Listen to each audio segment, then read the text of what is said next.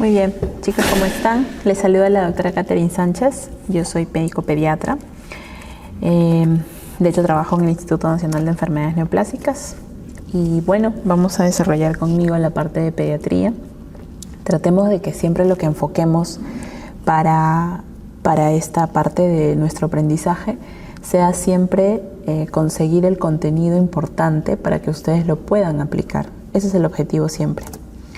Miren, nosotros, por ejemplo, aquí lo que siempre hace la academia es buscar cuáles son los temas que más concentran la atención de los que redactan las preguntas, ¿no?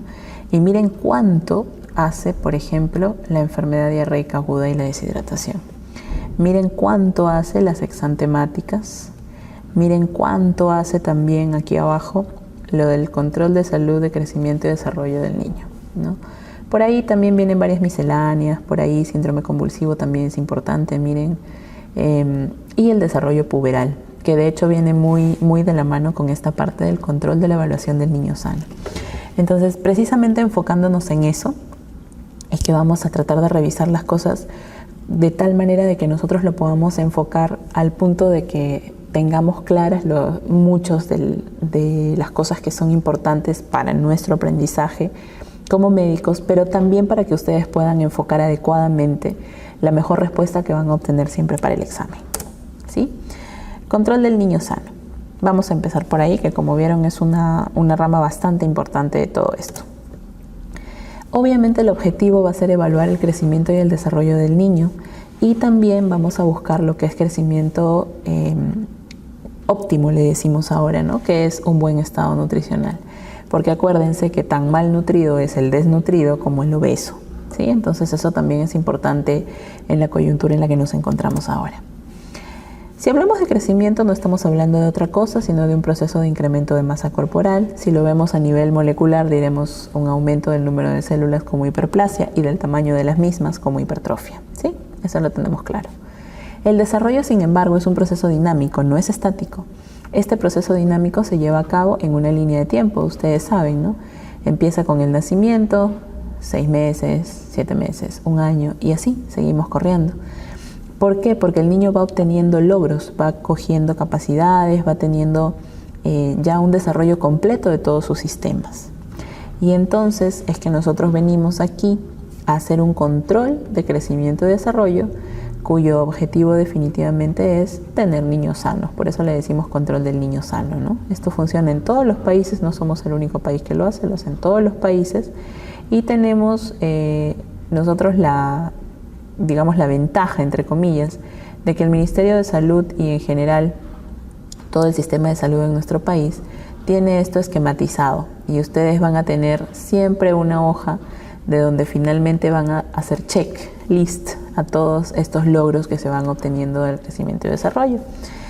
Y lo más importante y lo que les tiene que quedar a ustedes para, digamos, la vida y para lo que les va a tocar ejercer, es esto, es detectar precozmente los riesgos y las alteraciones que encuentren ustedes en el crecimiento y desarrollo para poder hacer una intervención oportuna. Y aquí me estoy refiriendo puntualmente, ¿sí?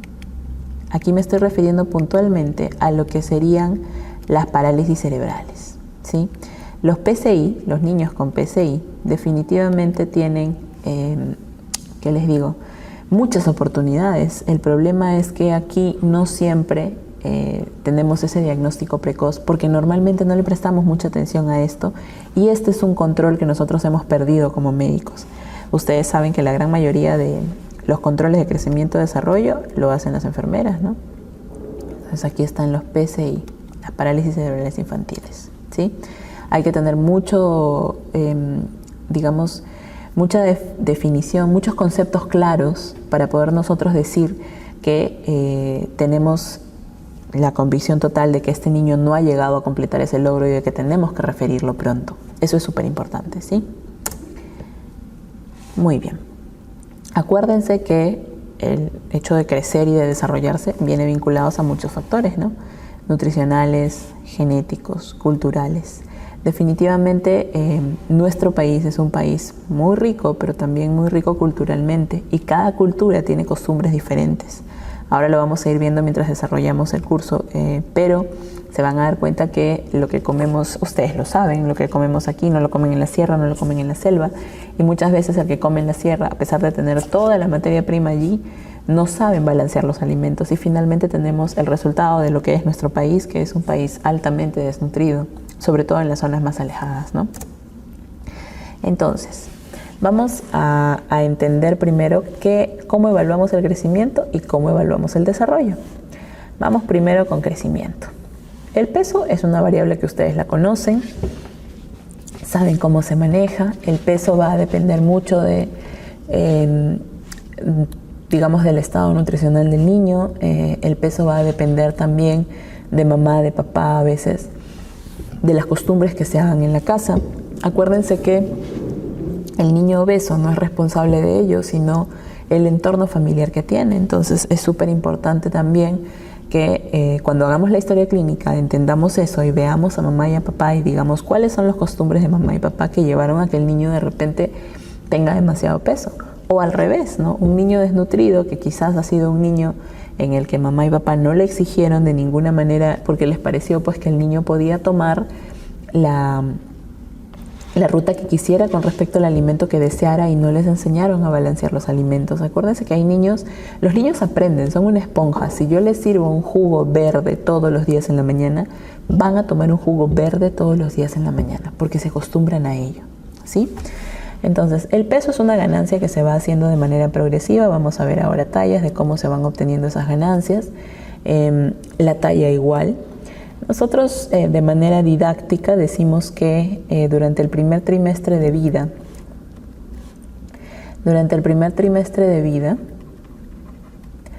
nosotros tenemos una ganancia aprox de 3 centímetros cada mes.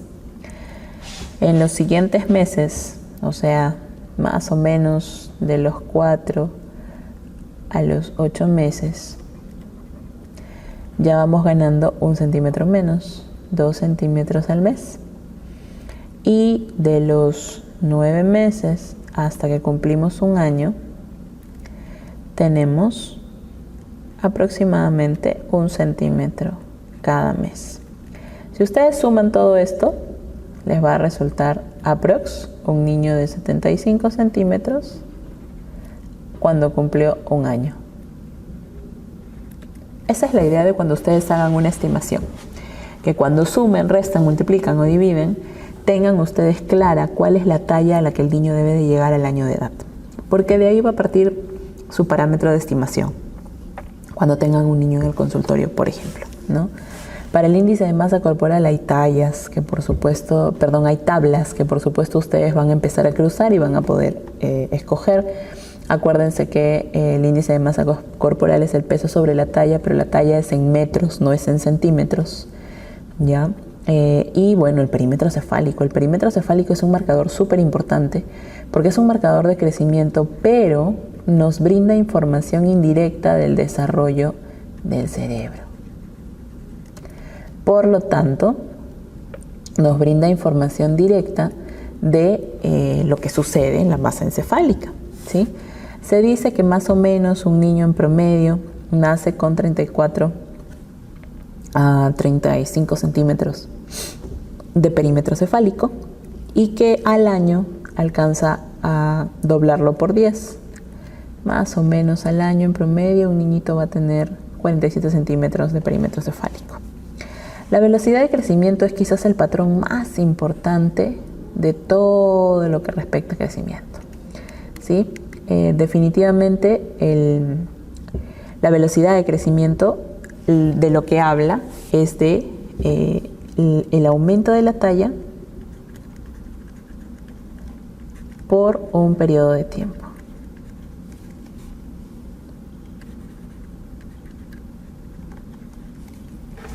¿Listo? Esa es la idea. Ok.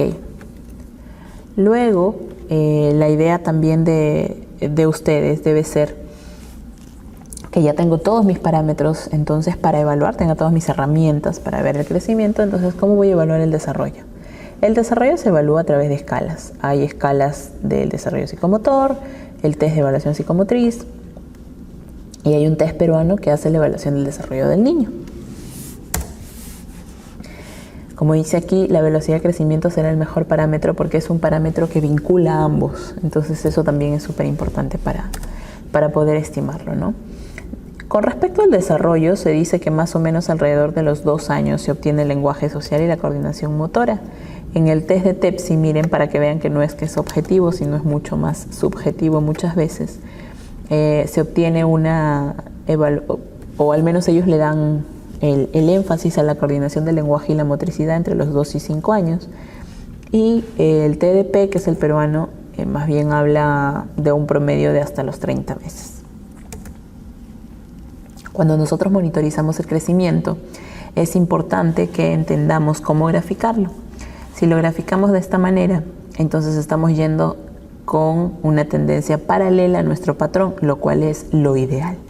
Si nosotros graficamos un poco en ascenso, entonces estamos hablando de que probablemente estemos frente a un paciente que ha incrementado por encima del valor que yo esperaba, que esta es mi línea de espera, y entonces seguramente tiene un incremento distinto, ¿no?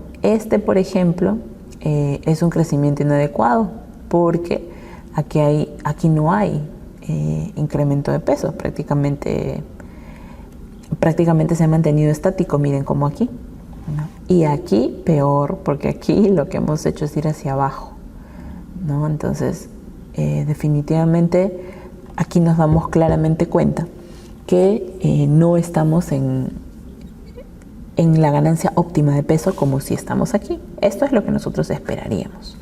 Y toda esta parte es lo que no estamos esperando, ¿no? Y miren, al revés, la ganancia excesiva también es un criterio de alteración del monitoreo de crecimiento. Listo.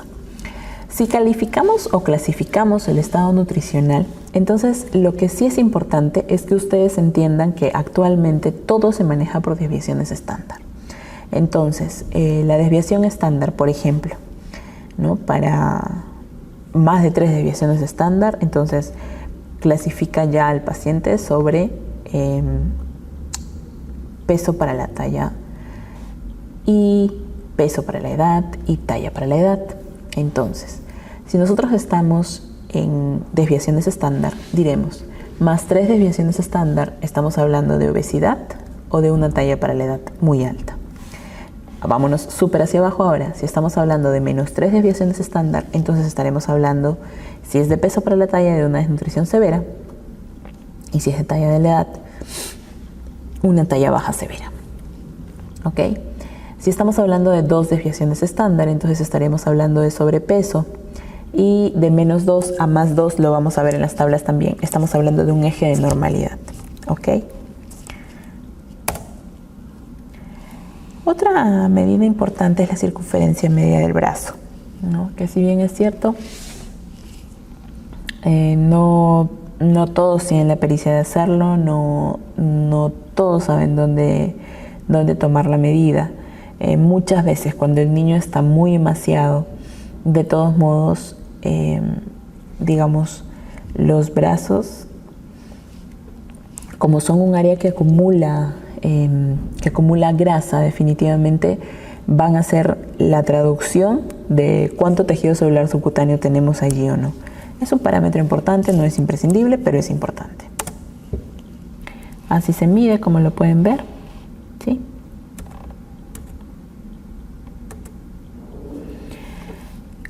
Con respecto a cómo nosotros entonces definimos los controles, entonces miren, la idea es que ustedes tengan claro cuántos controles se realizan, porque esto, créanme, siempre viene, de todas maneras.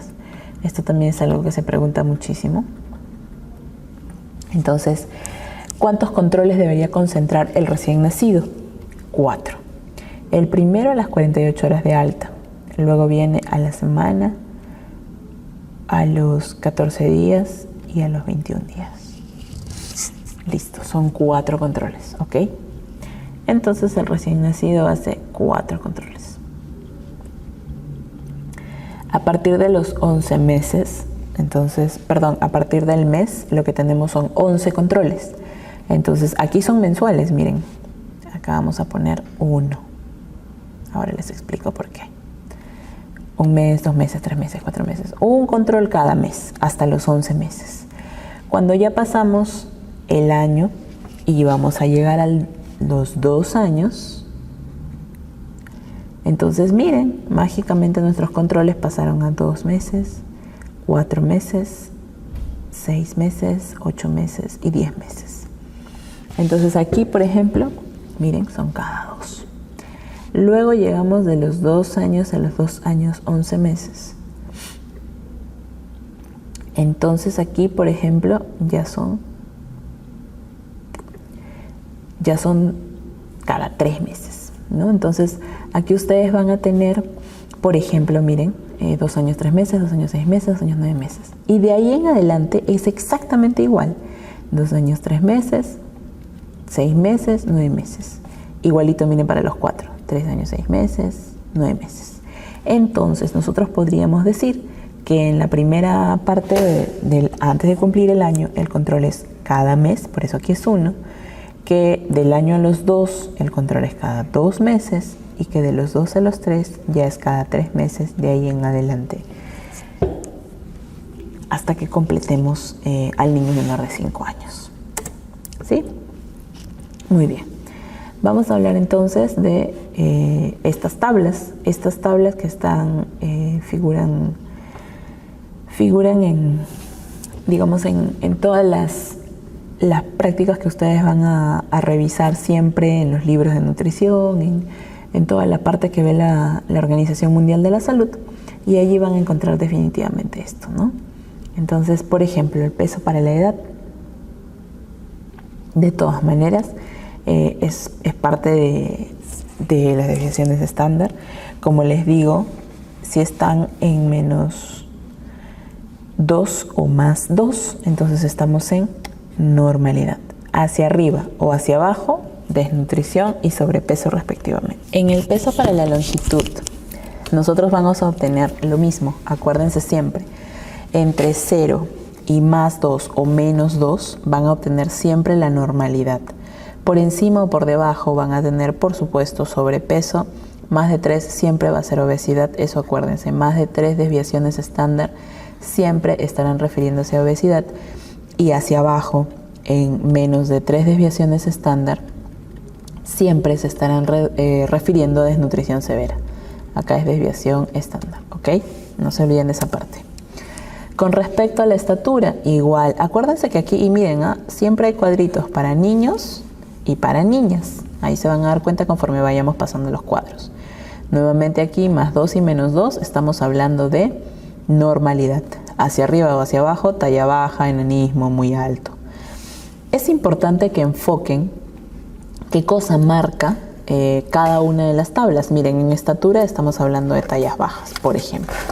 Sin embargo, mientras estábamos en el peso de para la longitud, estamos hablando de obesidad o sobrepeso. Si hablábamos de peso para la edad, sobrepeso y desnutrición, ¿sí? Ya vamos a ver eso. Por ejemplo, en el IMC tenemos peso adecuado, acá sí tenemos percentiles, miren. Percentil 50, ¿no? El ideal. Por encima del percentil 85, pues sobrepeso. Por encima del 97, pues obesidad. Y hacia abajo, pues por debajo del percentil 3, adelgazado. Aquí miren, estamos ahora con niñas, ¿sí? Acuérdense que siempre hay niños y niñas, ¿no? Por eso las tablas de la OMS lo establecen de esa manera y de esa manera lo tenemos que enfocar, ¿ok? Aquí tenemos perímetro cefálico, que como les decía es súper importante que ustedes lo tengan en cuenta. Más o menos, si ustedes sacaran su cuenta, dirían que un niño nace aproximadamente con un perímetro cefálico de 34 centímetros. Y vamos a corroborarlo, miren. Al nacimiento, el percentil 50, miren, es efectivamente 35, 36, más o menos, ¿no? Entonces, por eso decimos nosotros que en promedio estamos hablando de 34. Listo.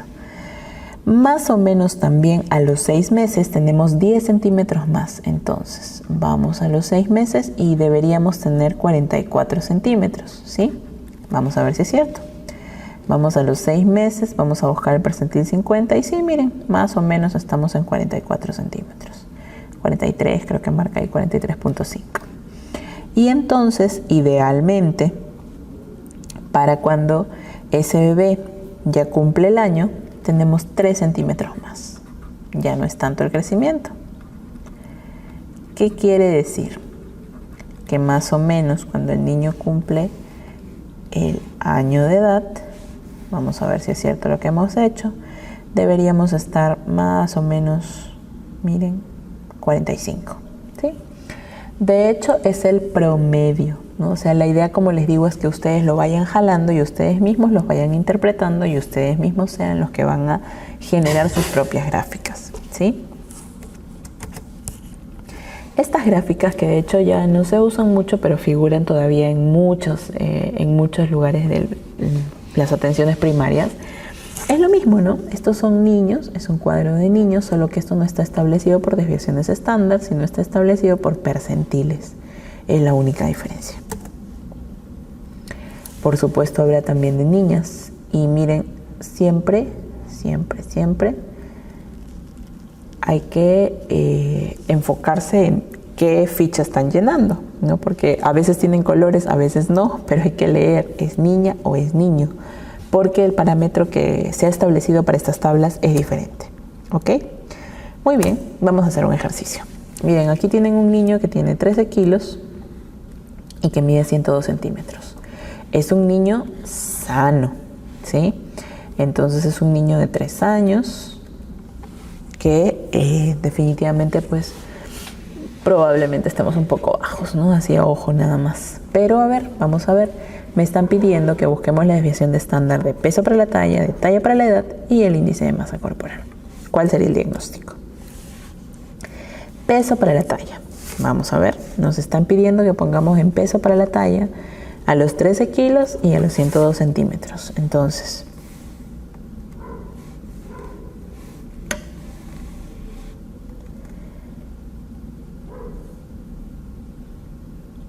...102 centímetros...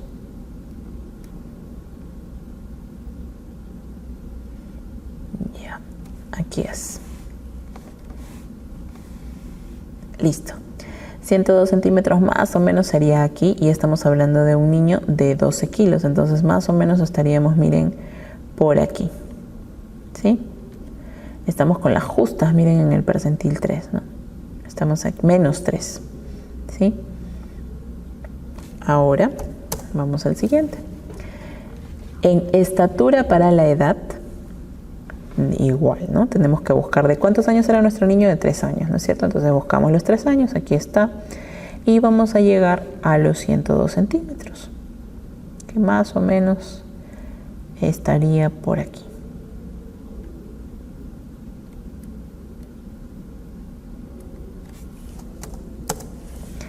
En el índice de masa corporal, por supuesto, hay que sacarlo. Aquí, si ustedes sacan, sale un poquito menos, sale 13 aproximadamente o 12. Que claramente ustedes se van a dar cuenta que estamos muy por debajo de lo que deberíamos estar, porque esto es el percentil 3 y como vieron, por debajo del percentil 15 ya estamos hablando de que está muy adelgazado, ¿no es cierto? Entonces, ¿cuál sería nuestro diagnóstico nutricional? Acuérdense que es importante que ustedes hayan enfocado para qué sirve cada tabla. Entonces, si es así, vamos a retroceder para que lo vean. Cada vez que hemos visto peso para la edad, sabremos si es nutrición o no, o sobrepeso, ¿no? Si es talla para la edad, miren, estamos hablando de qué tipo de tallas. Y, por ejemplo, si estamos hablando de índice de masa corporal, sobrepeso, obesidad, adelgazado, ¿no? Y finalmente,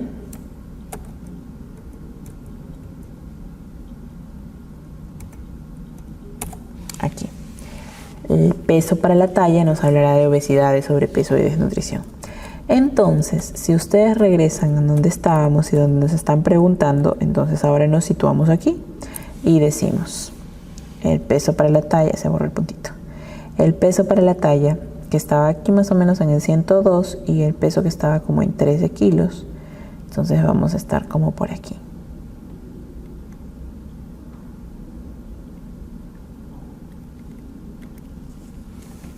Listo.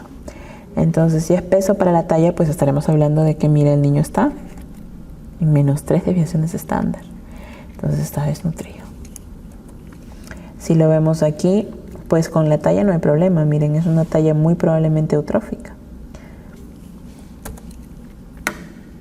En el índice de masa también vamos a volver a notar que está adelgazado. Listo.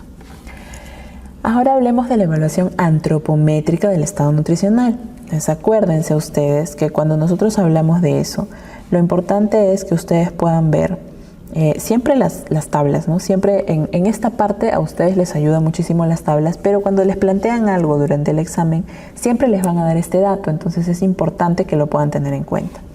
Por ejemplo, aquí en peso para la edad, se dan cuenta que es el peso actual por 100 sobre el peso en el percentil 50 para la edad.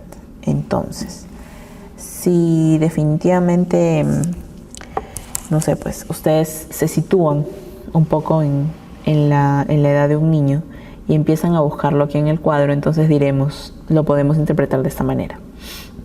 Al año de edad, el percentil 50 de mi tabla dice que mi niño debería pesar más o menos, aquí está, sí, por ejemplo, un año, percentil 50, están en 8 kilos, miren, 8 o 9 kilos. 2 años, percentil 50, estás en 12. Para 3 años, percentil 50, están en igual. Ay, se me va. Ya. Entonces, la idea es que ustedes tengan claro que este percentil 50 les da, miren, el número de este denominador, que es el peso en el percentil 50 para la edad, ¿ok? Y así nosotros tendremos una interpretación de esta desnutrición como 75, 90%, 70, 60%, ¿ok?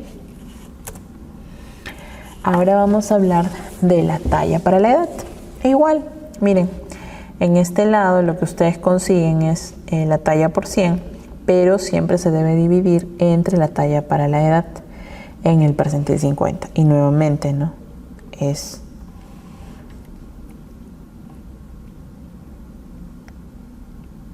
ya. Normalmente ustedes se sitúan aquí en la edad en la que quieran y van a colocar aquí, bueno, ubican el punto y ese será su talla en el percentil 50. Listo. Si ahora hacen el peso para la talla, miren, por ejemplo, aquí estaba la talla para la edad, ahora vamos en el peso para la talla, esto nos habla de desnutrición aguda. Entonces, miren, aquí les está focalizando, por ejemplo, que si ustedes me hablan del peso para la edad, ¿qué cosa estoy buscando? Desnutrición global. Si ustedes hablan de la talla para la edad,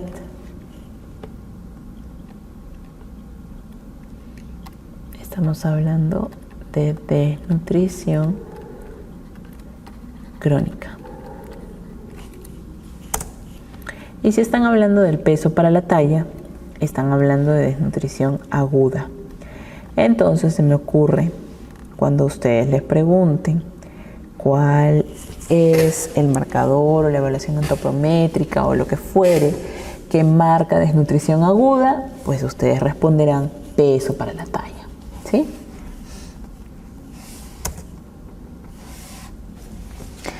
Esto era un poco de lo que les estaba hablando, miren. El perímetro cefálico durante el nacimiento, el perímetro cefálico cómo cambia.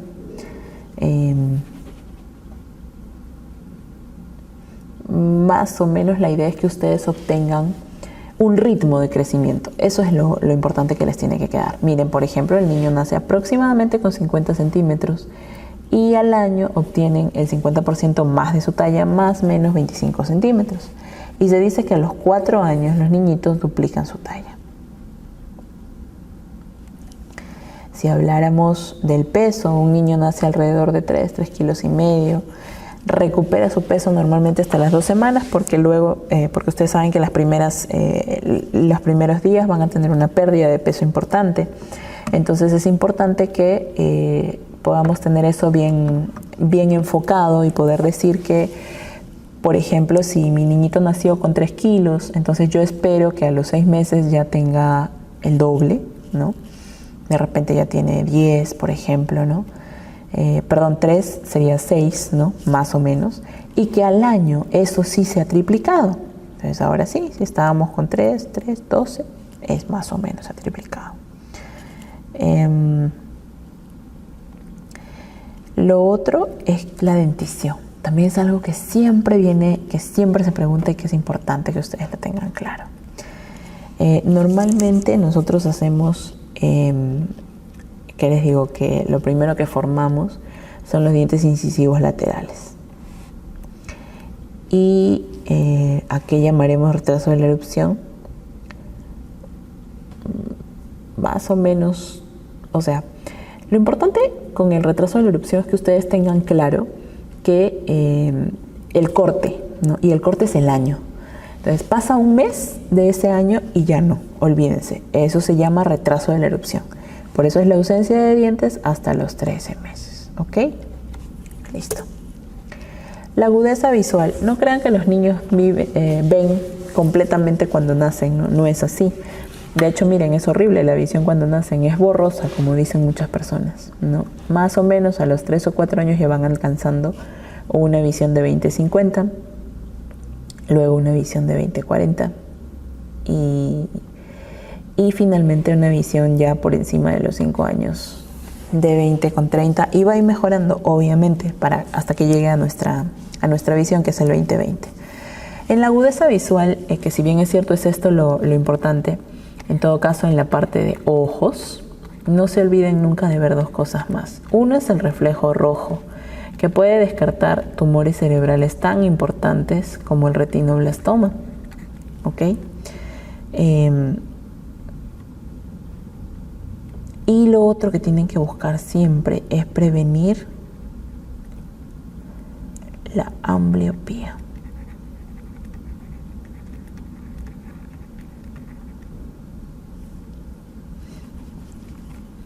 En la ambliopía, lo que ustedes tienen, esto es lo que se conoce comúnmente como el ojo perezoso, ¿no? Ya, aquí no hay que el niño no debe ir al oftalmólogo, que está muy chiquito, que ya se le acomodará. No. Ustedes ven una anomalía, la encuentran, llaman, preguntan y listo. La idea es que el ojo perezoso, como le decimos comúnmente, los niños se enfocan y ustedes se van a dar cuenta que el niño es comúnmente conocido como virolo también, ¿no? ¿Por qué? Porque no está teniendo la fuerza muscular igual en ambos ojos y por eso uno se va, ¿ya? Y entonces, ¿qué prevenimos o finalmente cómo prevenimos la ambliopía? Pues enviándolo al oftalmólogo temprano. Referencia temprana al oftalmo.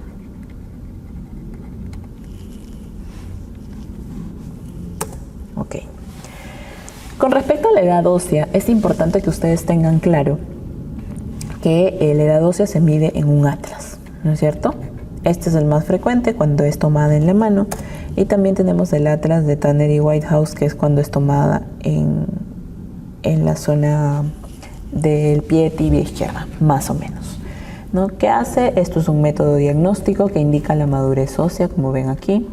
No, obviamente será patológico cuando hay discordancia entre la edad ósea y la edad patológica. Y evidentemente será pues patológica cuando hay discordancia, ¿no? Ahora, acuérdense que si esa discordancia, esto también es siempre importante, ¿no?, entre la edad ósea y la edad cronológica es superior a 2 años, entonces eso será patológico, ¿sí? Hay varios, como lo viste, ¿no? Como lo vieron, perdón. De todas maneras, hay métodos en los que se utiliza, porque finalmente la edad ósea es eso, es una placa de tórax perdón, de mano o de la articulación del miembro inferior, donde ustedes van a comparar con estos atlas y entonces le darán la edad, que el atlas figura para la cantidad de huesecillos que ustedes encuentran en esa radiografía. Cuando nos referimos a la talla baja, entonces diremos que la talla baja puede ser patológica, puede ser proporcionada como puede ser desproporcionada. Normalmente la talla baja tiene variantes normales. Ojo, a veces los familiares lleva el papá, la mamá, el niño está preocupado porque el niño es bajito y los papás no miden más de 1,5 metros. A eso le llamamos talla baja familiar y tiene mucho que ver con un componente genético.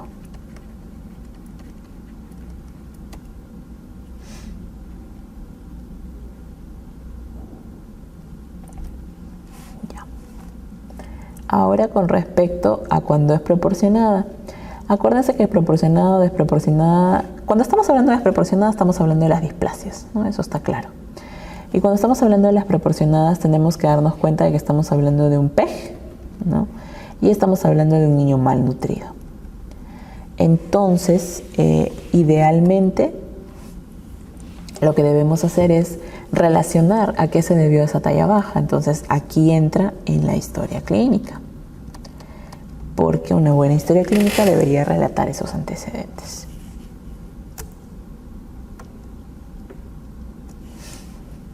Muy bien. Hay diferencias, ¿no? Definitivamente, miren, por ejemplo, la edad ósea y la edad cronológica en la talla baja familiar son iguales. En el retraso constitucional del desarrollo, en cambio, más bien está retrasada, ¿sí? La talla de los papás en la baja familiar es ambas, pero en el retraso constitucional del desarrollo, más bien, la talla de los papás es promedio, ¿no? Evidentemente el inicio de la pubertad es normal y en el retraso constitucional del desarrollo es retrasado, ¿no?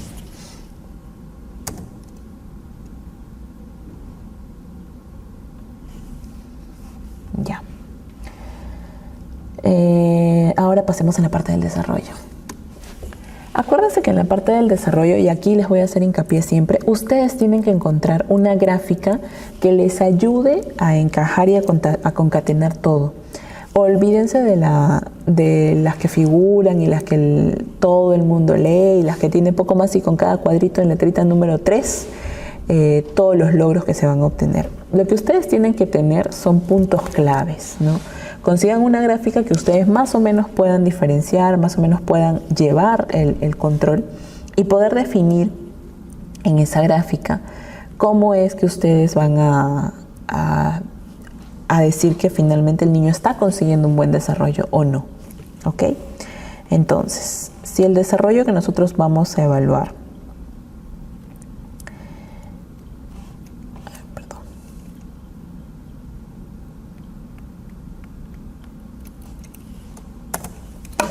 en la evaluación del desarrollo, como les dije, aquí es donde cobra vital importancia que ustedes detecten los signos de alerta, ¿sí? Que eso es lo más importante.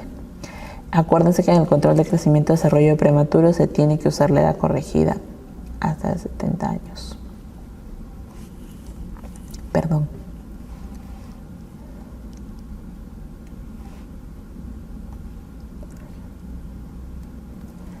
Usar la edad corregida siempre es importante, los prematuros, ¿cierto? Hasta los 2 años, ¿ya? ¿Por qué? Porque cuando ustedes utilizan la edad que ellos tienen, o sea, si usáramos la edad cronológica, por decirlo de esa manera, no van a encajar en las tablas que ustedes van a poder revisar. Ojo, los prematuros tienen sus propias tablas. Entonces, idealmente, cuando ustedes le dan control de crecimiento y desarrollo a un prematuro, deberíamos colocarlos en esas tablas. Sin embargo, siempre deben usar la edad corregida, ¿ok? Siempre es cuando, siempre es hasta que cumplan 2 años. Los reflejos primitivos son reflejos que les van a permitir a ustedes también establecer qué niño está yendo bien, qué niño no está yendo bien, y qué reflejos van a presentar algunos de ellos y cuáles de estos reflejos también van a desaparecer.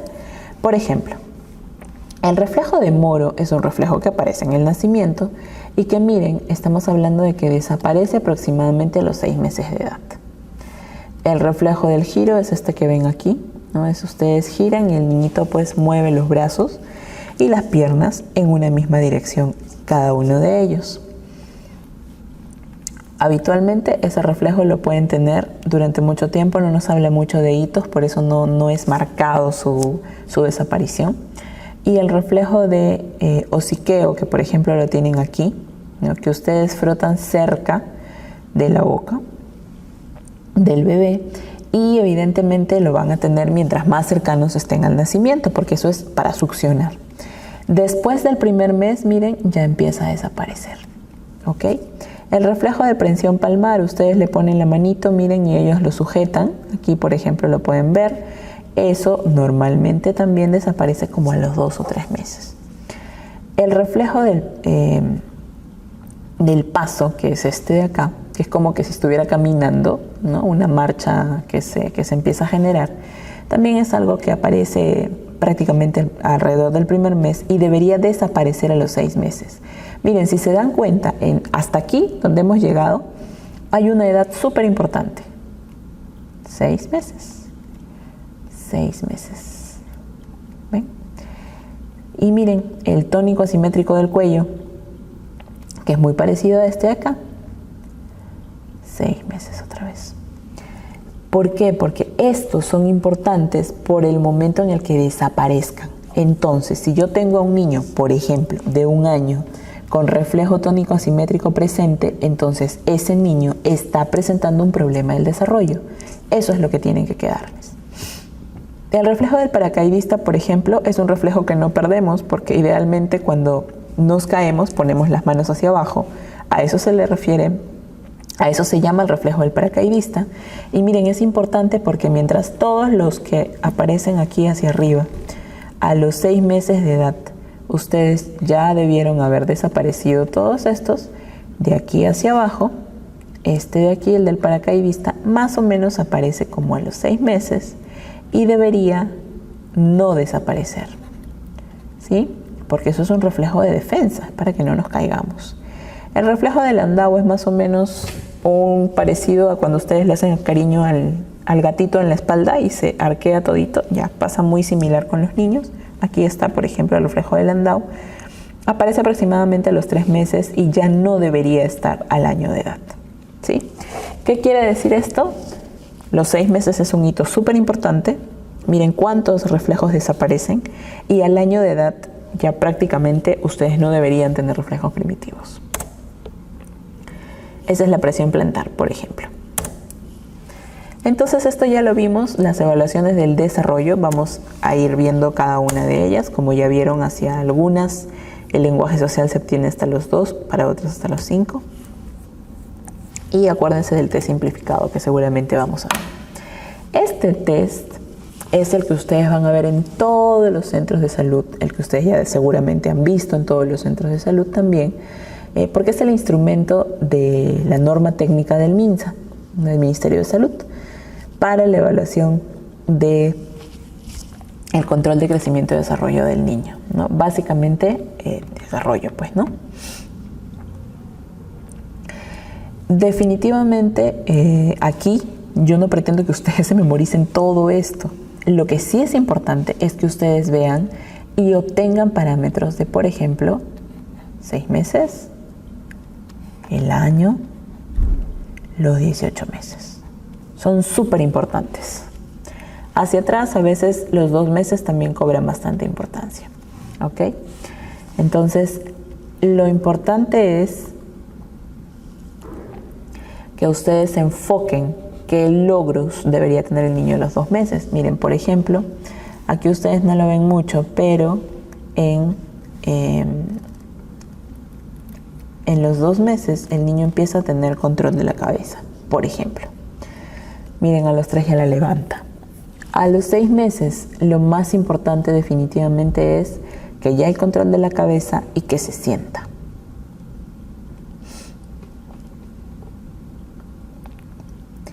Ahora pasemos al año. En el año, por ejemplo, ustedes tienen que ya el niño, como tiene un control de cabeza y tronco más erguido, ya se para. Si se dan cuenta, es una secuencia lógica, pero evidentemente si no lo establecemos como una secuencia lógica y lo tratamos de memorizar, créanme, ese no es el camino, porque así no lo vamos a conseguir, ¿ok? A los 18 meses, que es más o menos el año y medio, el niño ya camina, miren, ya hace equilibrio de alguna manera y es parte de un hito. Acuérdense que hacia esta columna lo que ustedes van a encontrar son las actividades que tienen que evaluar. Entonces, por ejemplo, están encontrando el control de la cabeza, las rotaciones de la cabeza, de la marcha, la visión. Todo ese tipo de cosas definitivamente están hacia este lado y ustedes lo tienen que ir encontrando en el tamizaje y buscándolo. Porque si no conocen qué tienen que buscar, entonces van a estar marcando checklist como otros profesionales de la salud, que no necesariamente son médicos, pero ustedes que lo tienen que concatenar y entender complejamente todo, pues va a ser mucho más sencillo. Aquí, por ejemplo, miren, ya se los está diciendo en la diapositiva, motor postural, visomotor, lenguaje. Y a esos hitos es a los que me refiero cuando les digo que son cosas que ustedes sí tienen que tener en la cabeza, ¿no? Por ejemplo, miren, a los 6 meses ustedes tienen acá cosas importantes, importantísimas diría yo, el giro y el sentarse. A los 9 meses, la pinza. Entonces, estos hitos, por ejemplo, a los 6 meses, como les digo, es súper importante y siempre es preguntado lo de estar sentado sin apoyo. Eso es básico, es algo que siempre el niño tiene que hacer ya a esa edad. O el girar. Si se dan cuenta, el niño que gira es un niño que se puede sentar. Entonces pasa mucho por la lógica. Pero definitivamente son cosas que ustedes tienen que irlas ingresando y que irlas entendiendo para poder colocarlas como lógicas, ¿no? Lo otro es que, por ejemplo, miren, a los 9 meses el niño hace pinza. Hacer pinza es un hito súper importante. Acuérdense que es lo que nos diferencia de muchos mamíferos. Nosotros hacemos pinza, los otros mamíferos no. Entonces, ese es un hito que siempre se encuentra, que siempre preguntan y de hecho es importante para nuestro desarrollo. ¿Ok? Cuando estamos hablando, por ejemplo, del año, que eso es otro súper importante también, estamos hablando de que el niño ya camina y que la pinza es una pinza completa, porque la pinza que se consigue a los 9 meses es una pinza torpe, solo sujeta con ambos dedos. En cambio aquí, en la del año, ya no, porque ya el niño puede escribir, ya el niño puede coger un lápiz y eso es una pinza compleja o completa. ¿Ya? La de las torres de los cubos, eso también es siempre preguntado. Más o menos ustedes podrían decir que a los 15 meses, ¿no? Que es digamos el año y 3 meses, el niño hace torres con 2 cubos y que a los 18 meses lo consigue con 3 cubos, ¿no? Casi siempre lo que más se pregunta es esta parte, el ¿por qué? Porque es un hito importante que el niño consiga hacer una torre de 3 cubos cuando tiene 1 año 6 meses, porque se supone que, miren, primero hace una pinza torpe, sujeta un objeto y se le suelta, por lo tanto no puede hacer una torre. Cuando ya cumple 1 año, el niño puede hacer pinza y entonces empieza a adquirir algo más o menos en este intervalo que se llama equilibrio. Y entonces, por eso es que consigue alrededor de los 15 y de los 18 meses conseguir una torre con más de 2 cubos. Esa es la lógica un poco. Obviamente ya a los 2 años, miren, el niño corre, el niño pedalea, el niño sube escaleras. Y esta parte de copiar figuras también es importante. Estos son otros ítems que también son súper importantes. Habitualmente se preguntan para los 4 años de edad y es real, ¿no? Normalmente nosotros a los 4 años de edad deberíamos poder copiar imágenes y eso es lo que normalmente se busca con estos hitos, con estas preguntas, que yo sé y entiendo que a veces son súper tediosas, pero es importante que ustedes tengan esto claro. Con respecto al lenguaje, que también es un área importante, y al área social, hay ítems que también son importantes y hay hitos que ustedes tienen que marcar y que tienen que fijar para poder colocar en esa línea de tiempo mental que les digo que, bueno, obviamente tiene que ser gráfica en algún momento, para que ustedes puedan decir, ok, más o menos entre el mes y los 2 meses de edad, porque esto es algo que sucede en toda esa parte, en el primer trimestre, por decirlo, entre el mes y el segundo mes, el niño sonríe con la voz de mamá. Quiere decir, reconoce a su madre. Esa es otra forma de preguntarlo. Reconoce a mamá.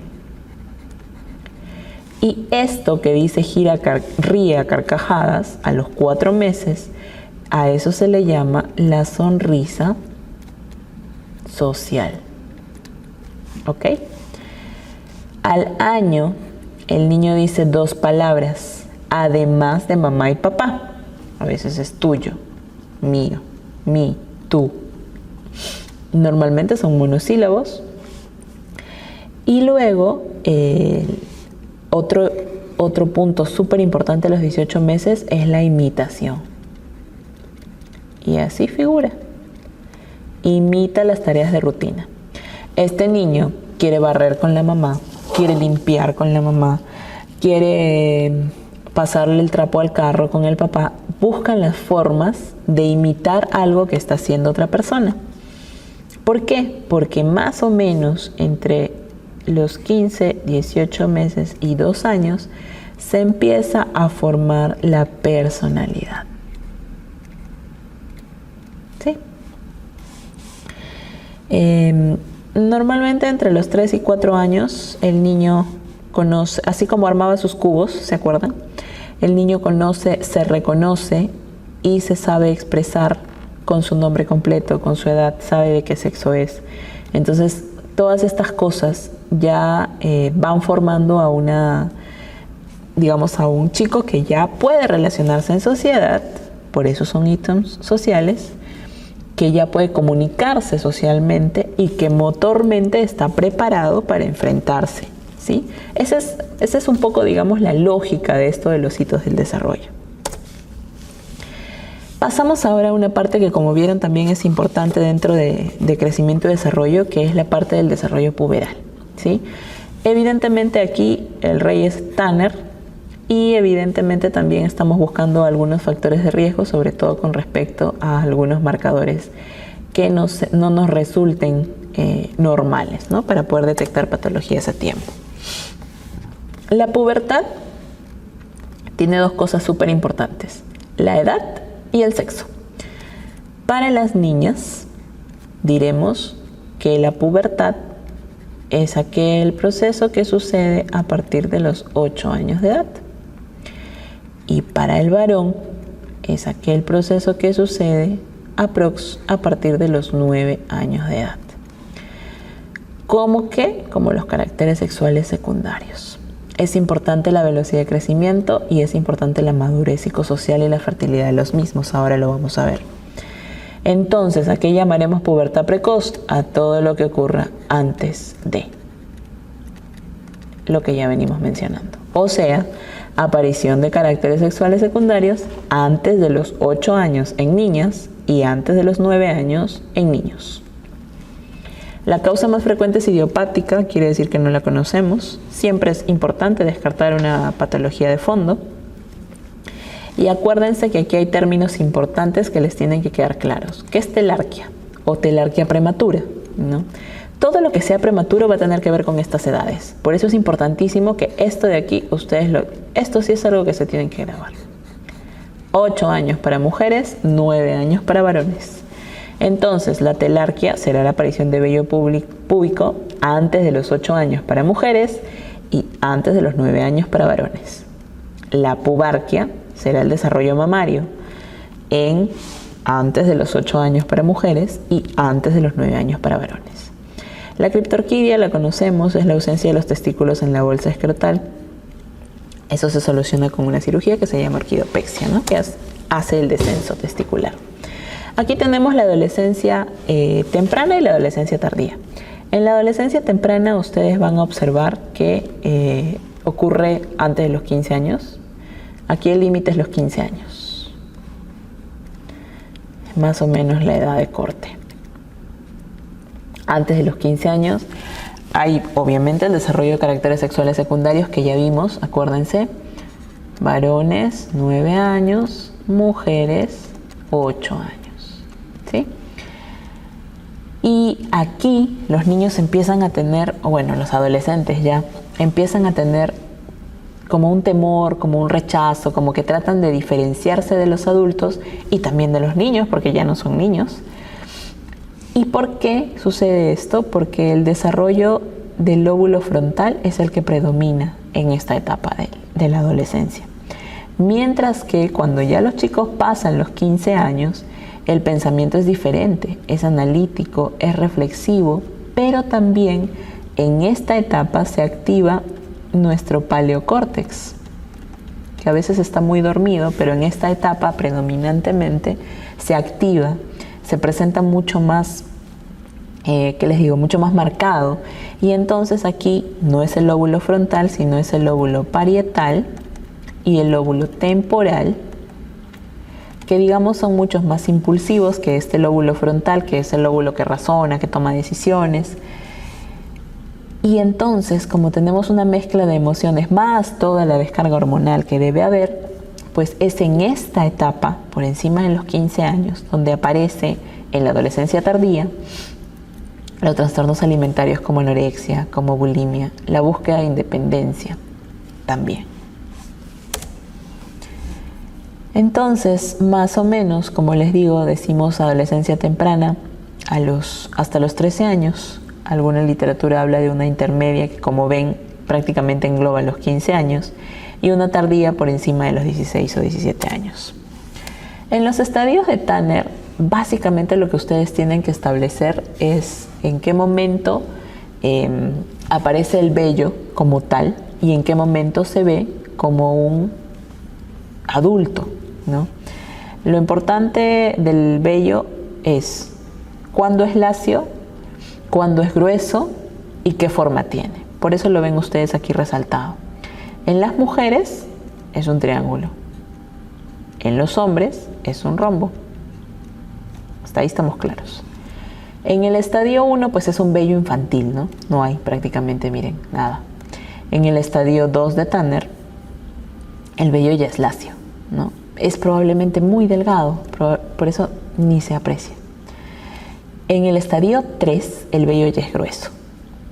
Es más, es rizado, eso también viene muchas veces, y es oscuro.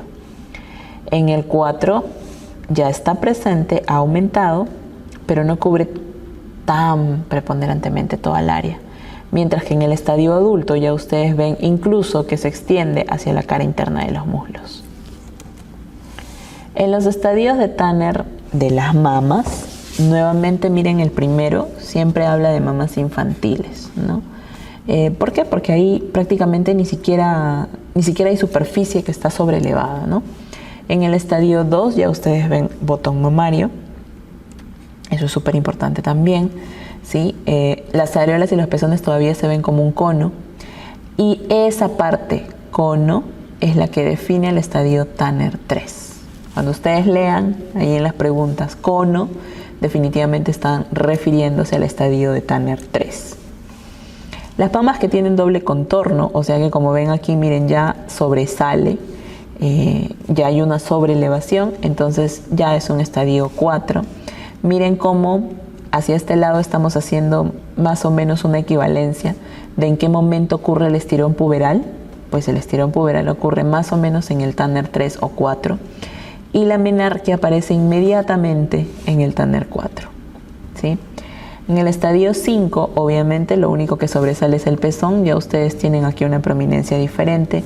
Ya es un desarrollo mamario de adulto, ¿sí?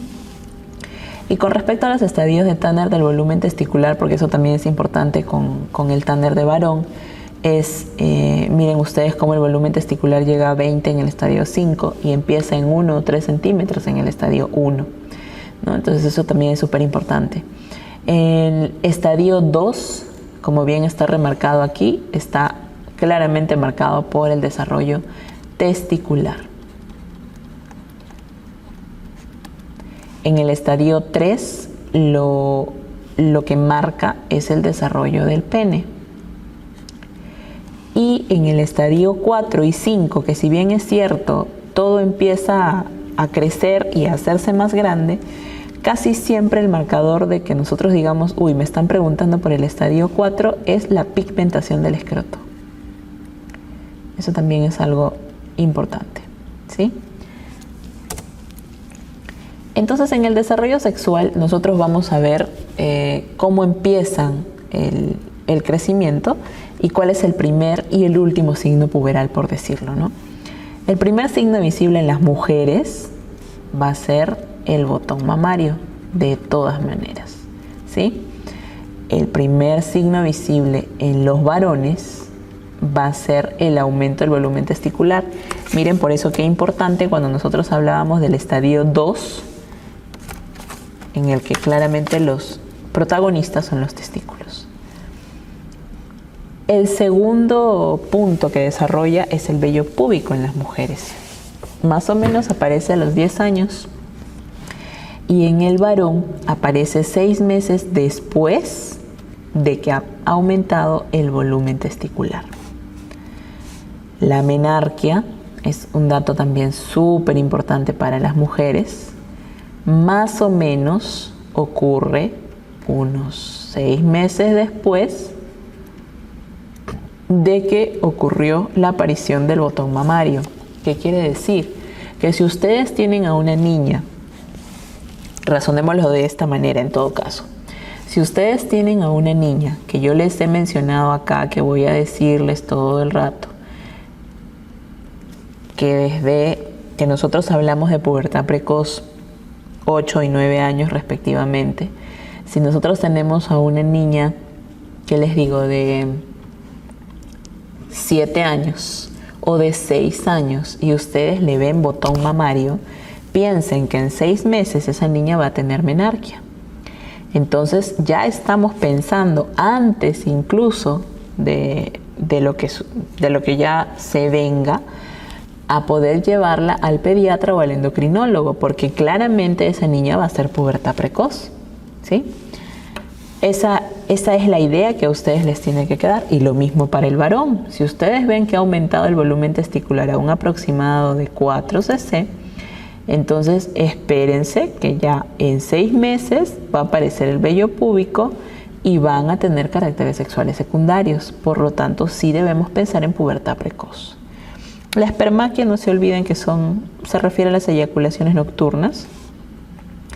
Más o menos los chicos obtienen una velocidad máxima de crecimiento entre los 14 y 15 años y las chicas un par de años antes, entre los 12 y 13 años. Son sus velocidades de crecimiento máximas. Quiere decir que en esa edad nosotros debemos potenciar aún más el desarrollo de los deportes. Acuérdense que todo empieza en las manos, en las piernas, finalmente es el tronco. La ginecomastia puede ser unilateral, puede ser bilateral, se puede observar como que también si es persistente se tiene que derivar.